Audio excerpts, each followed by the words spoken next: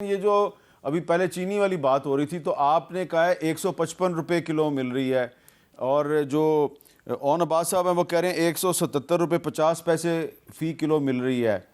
तो आप फैसलाबाद की बात कर रहे हैं, वहाँ पे 155 रुपये फ़ी किलो मिल रही है। अगर मिल रही है तो क्या ये भी जो है वो महंगी नहीं है पिछले साल की निस्बत? देखिए, मैंने आपको कहा 145 से 155।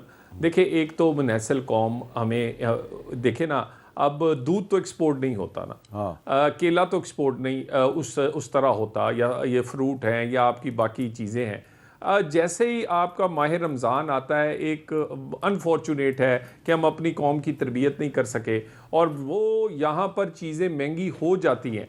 लेकिन ओवरऑल सिर्फ आप एक चीनी को लेकर महंगाई को डिटरमिन नहीं कर सकते। आप आटा भी तो देखें ना, पिछले 2-2.5 साल में रोटी किस तरह 24 रुपए से 14 रुपए की हुई है। हाँ। इस बात पे इसी तरह ही आप बाकी चीजों की कीमत। अच्छा, एक मिनट तो मेरा ख्याल है कि तलाल साहब एक मिनट, ये बड़ी अहम बात है। रोटी जो है वो 24 रुपये से 14 रुपये की हो गई है, ये बड़ी बात नहीं है? अच्छा मीर साहब, अगर रोटी 24 से 14 हुई है, वैसे हुई नहीं है। आपको इसके नतीजे में जो नुकसान वो अंदाज़ा है, वो 70% किसान जो 5,000 रुपये मन अपनी गंदम बेचता था, आज 2200 रुपये बेच रहा है। हमारे जो पास जो ठेकों के रेट थे वो 2 लाख रुपए जो एकड़ होता था 1 साल का, आज 1 लाख रुपए हमारी ज़मीन लेने को तैयार कोई नहीं है।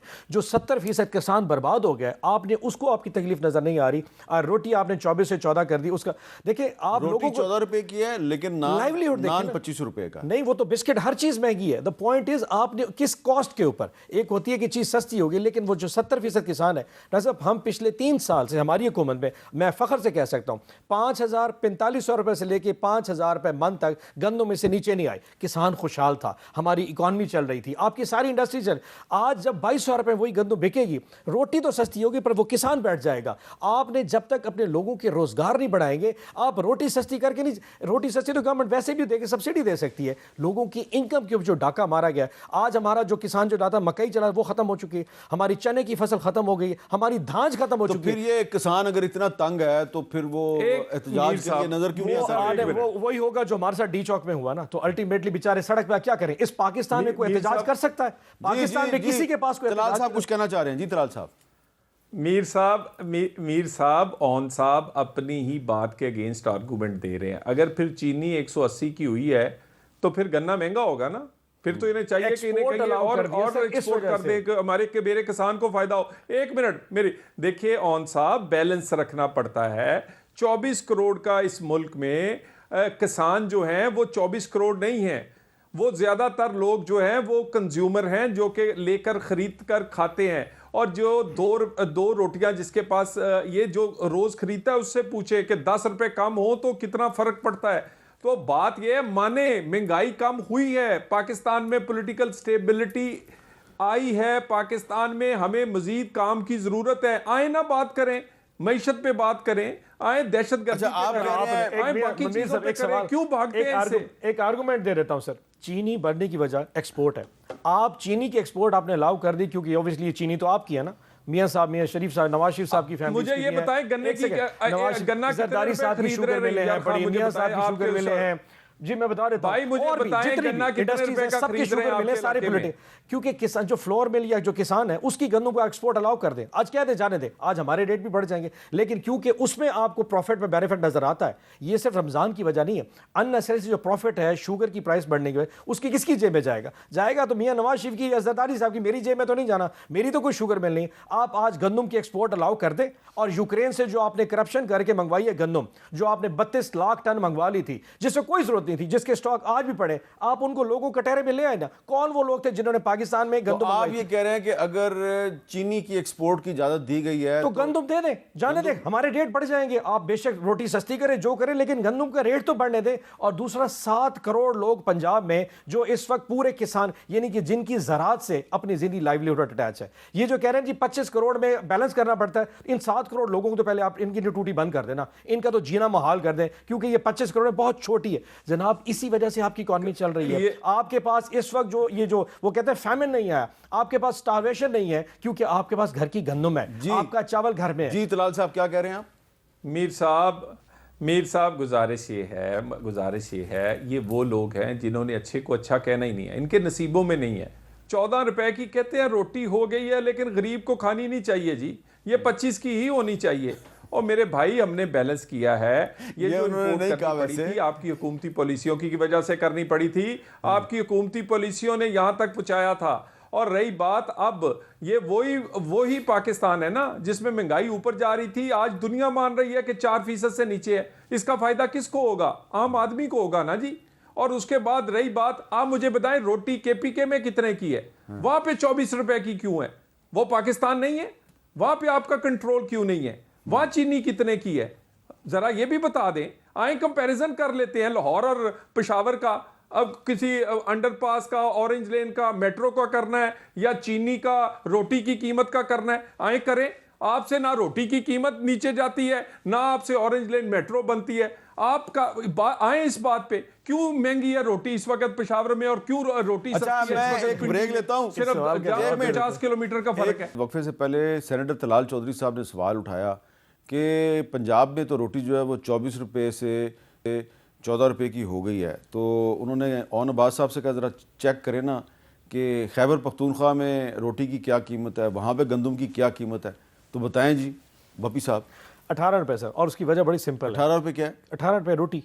18 हाँ, उसकी वजह बता दो। उसकी सिंपल ये 4 रुपए नहीं है का फर्क- 18। एक सेकंड सर, उसकी वजह बता दो।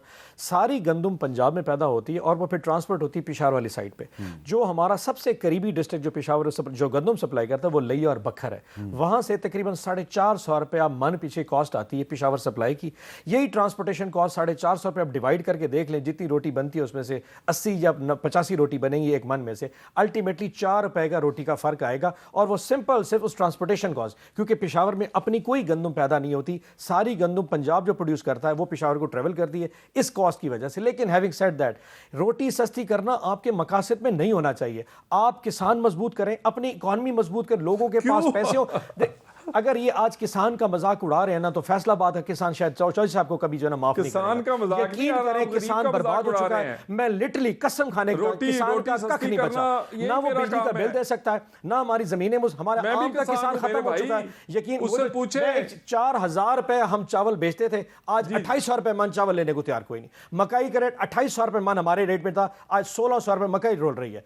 कोई एक ऐसी फसल नहीं है जो बच गई हो पंजाब की किसान की, जिसको पंजाब की इनकी मां, जो हमारी कहते वालदा, जो इनकी पंजाब की मां है, जो वो कहते उनके शर से बच चुके। पंजाब के किसान को पंजाब की मां खा के हड़प कर चुकी है। There is nothing left of her. जी तलाल साहब, आप क्या कहेंगे इस पे? मीर साहब एक मिनट। मीर साहब, मैं गुजारिश करूंगा कि पंजाब के किसान पे आप प्रोग्राम करें। ये मैं अपने डेरे पे पिछले दिनों बैठा था, पीटीआई का एक बड़ा अच्छा भला चौधरी जो कि मेरे साथ वाले गांव में रहता है, वो मिठाई लेकर आया। मैंने पूछा ये किस चीज़ की? कहंदा जी चौधरी साहब ये ताड़ी स्कीम जेड़ी है ना मरियम नवाजी, उच्चो मेरा ट्रैक्टर निकलिया वा और मुझे इतना सस्ता मिला ट्रैक्टर है। यहाँ पर ट्यूबवेल के लिए यहाँ पर कितनी सब्सिडी है ट्रैक्टर के लिए, उसके बाद उसकी आपकी मशीनरी के लिए, खाद के लिए, फिर लाइव स्टॉक की कौन सी स्कीम्स हैं। अगर गंदम की कीमत कम हुई है तो उसके अगेंस्ट क्या क्या चीजें किसान को मिली हैं, जरा पता तो करें ना।